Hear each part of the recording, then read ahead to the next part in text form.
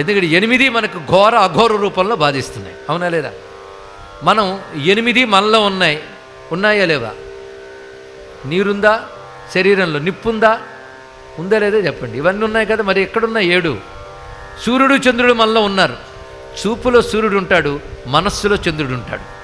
కనుక 7 ఇక్కడే ఉన్నాయి. చంద్రమా మనసో జాత చదువుతున్నాం కదా పురుషసూక్తంలో. కనుక మనస్సు యందు చంద్రుడు ఉంటాడు, చూపులో సూర్యుడు ఉంటాడు, అంటే బుద్ధిలో సూర్యుడు ఉంటాడు.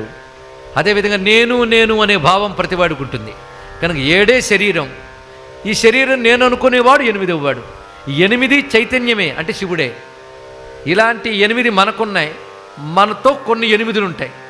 అంటే మన బంధువులు, మన మిత్రులు, సంసారం, ఇవన్నీ అవేగా. అవి కూడా ఘోరంగా ఉండకూడదని కోరుకోవాలి. ఉంటా ఏం చేస్తామండి? ఒక ఆయన పెళ్లి చేసుకుంటూ శుభకార్యం చేసుకుంటున్నానండి అన్నాడు.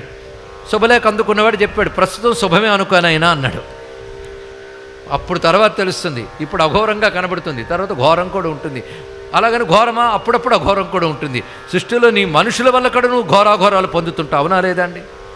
ఒకసారి నిద్ర పట్టదు కొందరి వల్ల, ఒక్కసారి హాయిగా ఉంటుంది మనుషుల వల్లే. అంటే నీ చుట్టూ కూడా ఘోరాఘోరాలు ఉన్నాయి లేవా?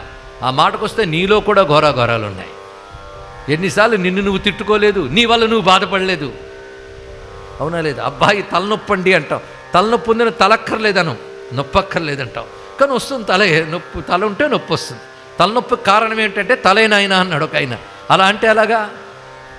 కనుక ఇక్కడ ఘోరాఘోరం ఉన్నాయి లేదా? ఇది బాగా ఆలోచించండి. ఆలోచించే పద్ధతి నేర్పుతున్నాను ఇక్కడ. కానీ సృష్టి అంతా ఘోరాఘోరం, నీలో, నాలో, నా చుట్టూ.